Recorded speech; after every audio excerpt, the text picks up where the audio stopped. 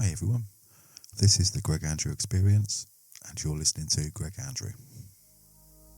In this first episode of Past Life Experience, I'm going to be talking about a range of subjects that do tend to give us clues that we have lived here before.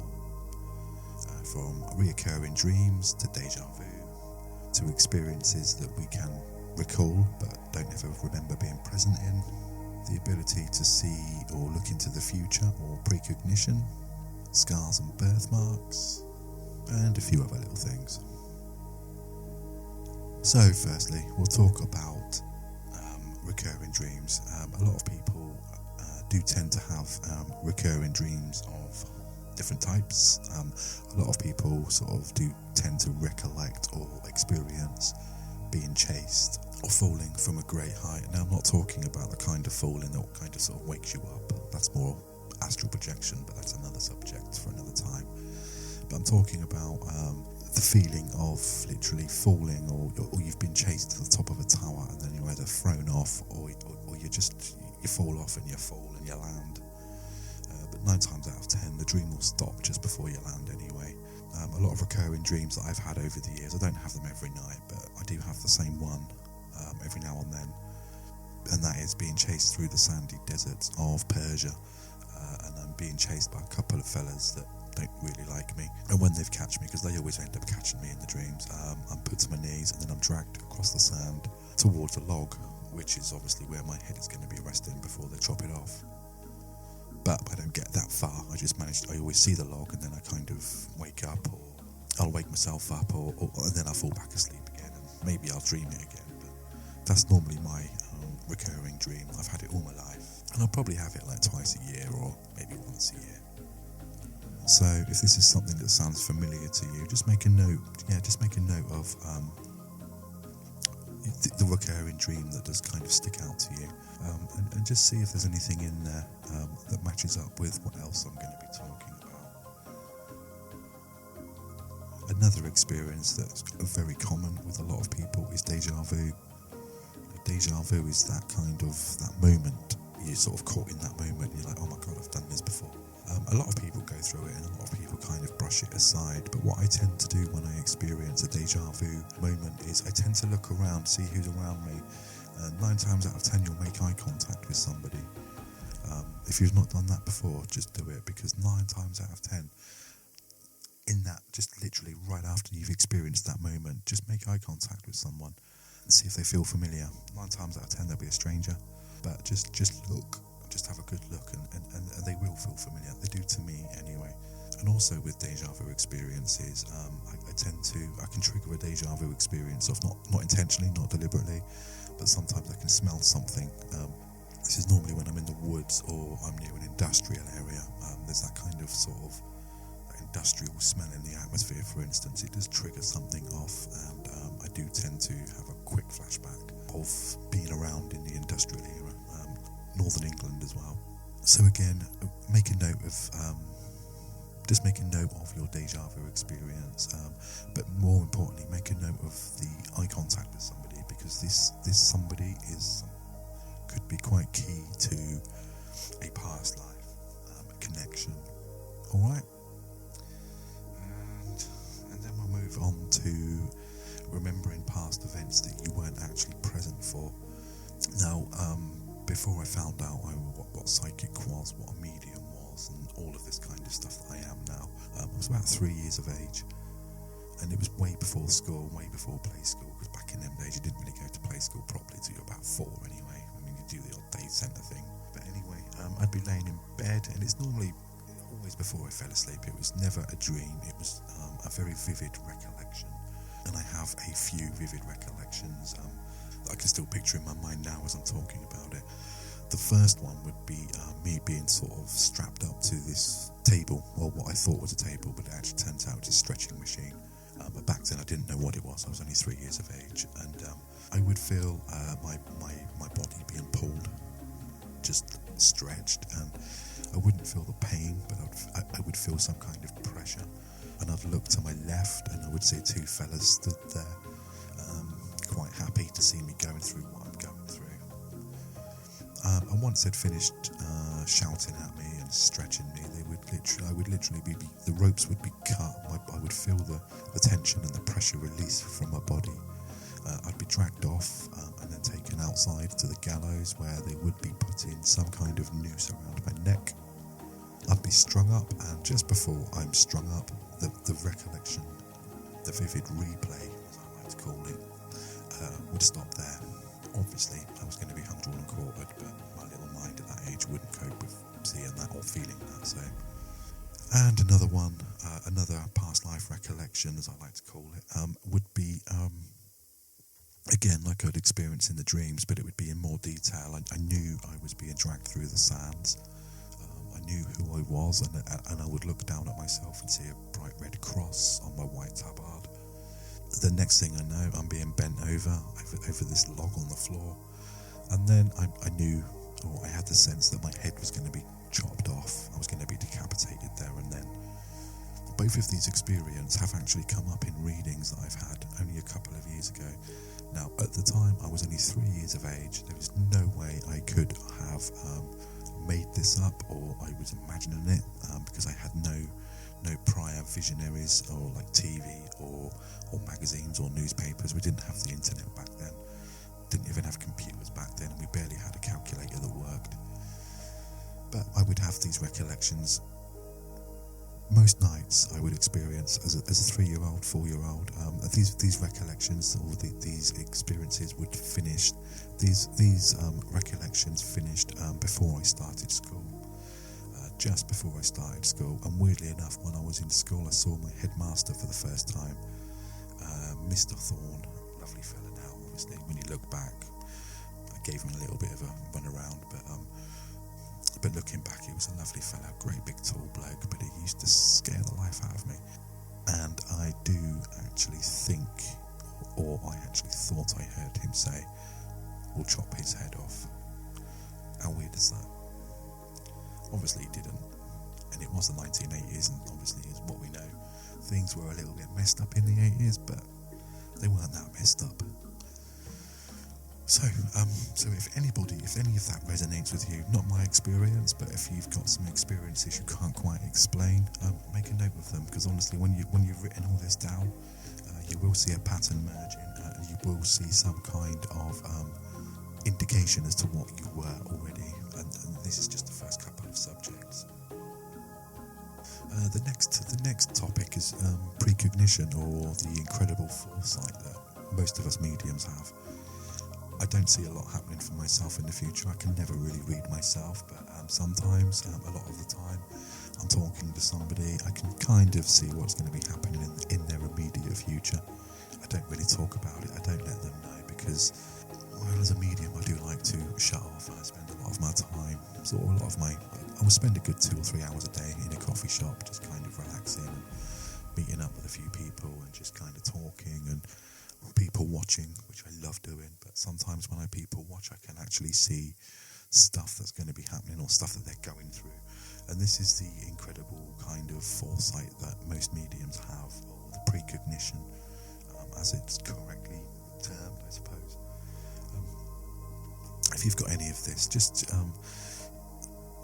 this is normally a sign that we have lived before, and we've probably got a few lives behind us anyway, because obviously the more experiences we have on Earth, the wiser we kind of get, and the more kind of insightful and foresightful we become.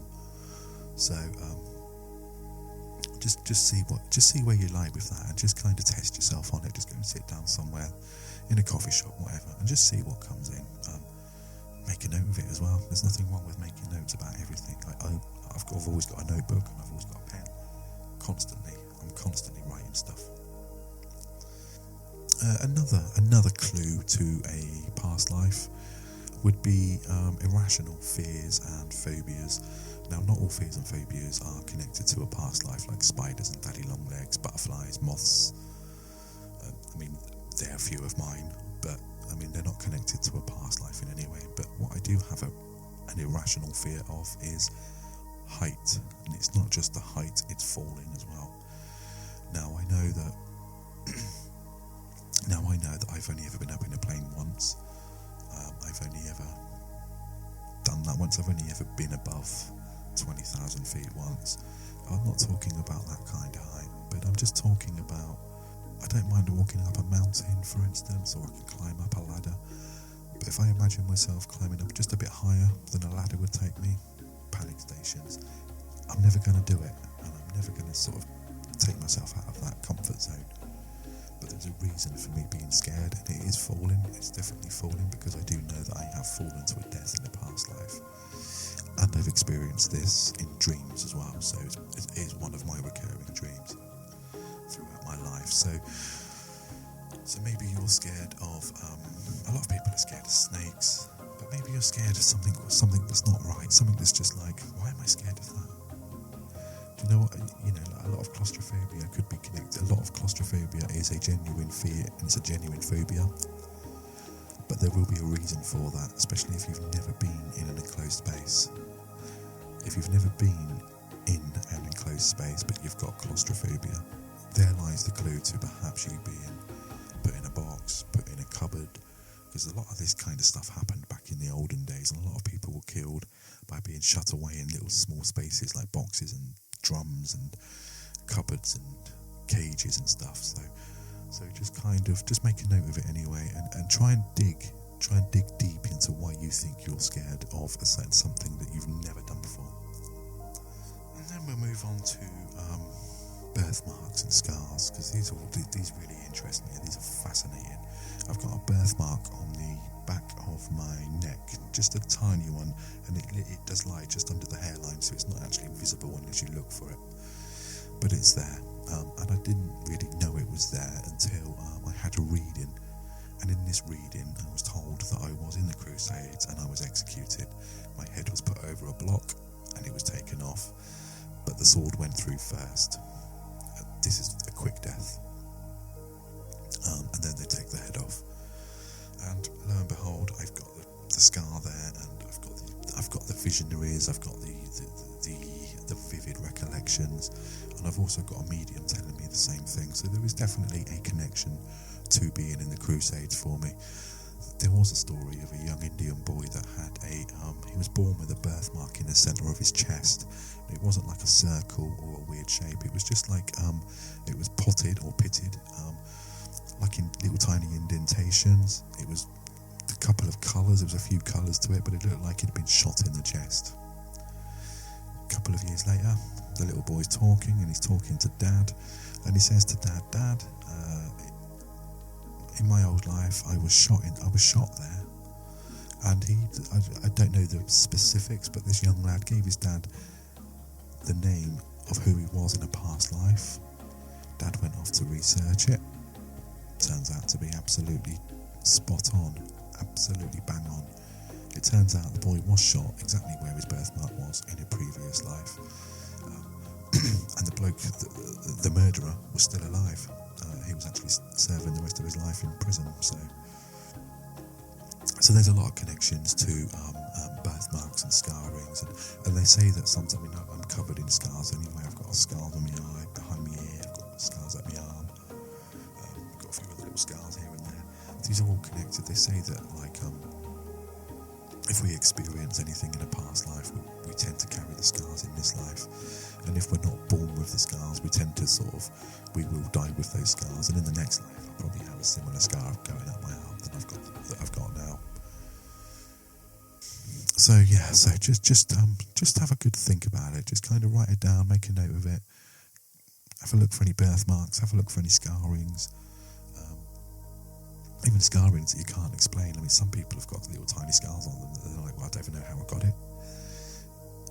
Chances are you were born with it. If you weren't born with it, you're going to die with it, because there's a connection. There's a connection to a past life with each scar. So make a note, and obviously, you should now be building up a picture or little clues as to who you may have been in a past life, or how many people you've been. Do you know what I mean? It's for some people I've roughly had about 5 or 6 lives. I've had a few. Another subject we could talk about is that feeling that we get that we don't belong where we are, and we have a longing to be somewhere. Like, for instance, mine is Norway. I've just got this huge pull towards Norway. Not modern day Norway. I'm talking like Viking era Norway. I'm fascinated with it. Even at school, I was absolutely expert in primary school. I was an expert on Vikings. I did projects on them. I did drawings on them. I could talk about them all day long. I just knew so much about Vikings, and my knowledge of Vikings and who they were and why they did what they did and why they were so fascinated with travelling the seas and navigation and landing upon lands and robbing them and pillaging them and taking them back to the towns and the cities that they came from. I love it. And I don't even know why. And even now I do feel like I belong in Norway. I do feel like I am some kind of Scandinavian god or something. I don't know, but I just feel like that's where I belong. So just have a good think about that kind of feeling that you've got for somewhere. It doesn't have to be somewhere. It can be towards a culture.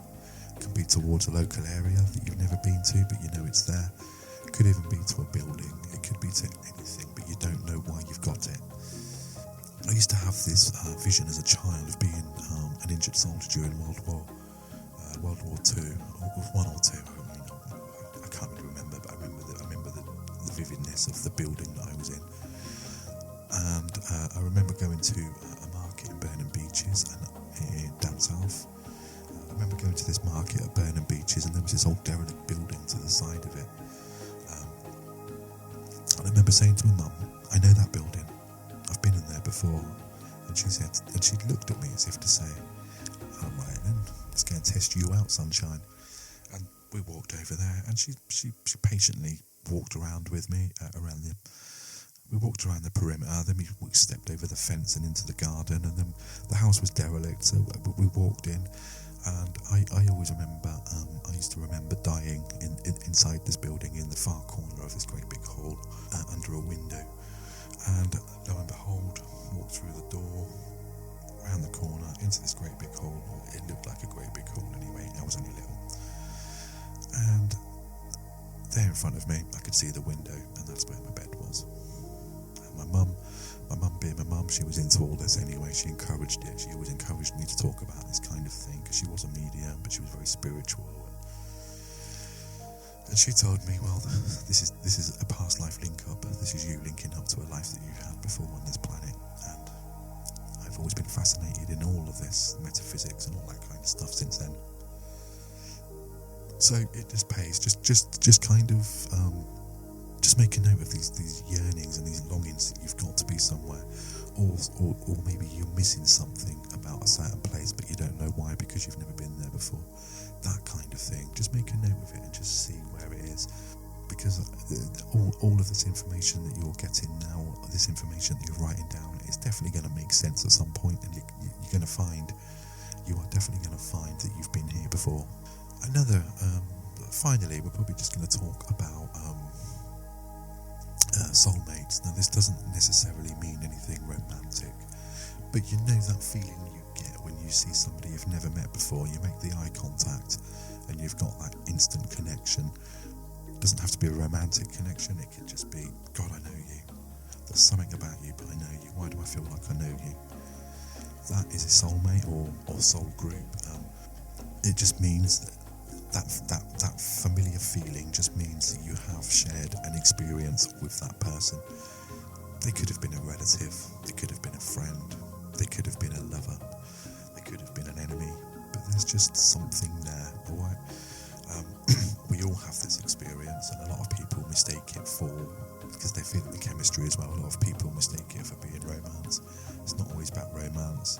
A couple of my friends now, Gary, I've definitely shared a life with him. Even somebody that I used to do meditation with, and we'd sit in a circle after Tai Chi. We'd do a little bit of meditation afterwards, but we always used to end up in each other's meditation. And weirdly enough, when we first met for the first time, it was like we knew each other. But we discussed this anyway, openly in front of the group. She discussed it, I discussed it.